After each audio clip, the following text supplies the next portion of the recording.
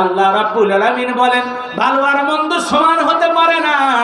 মন্দের জবাব যদি তুমি ভালো দিয়া দাও, তোমার চরম শত্রুটাকে আমি আল্লাহ পরম বন্ধু বানায় দেব। বলেন সুবহানাল্লাহ।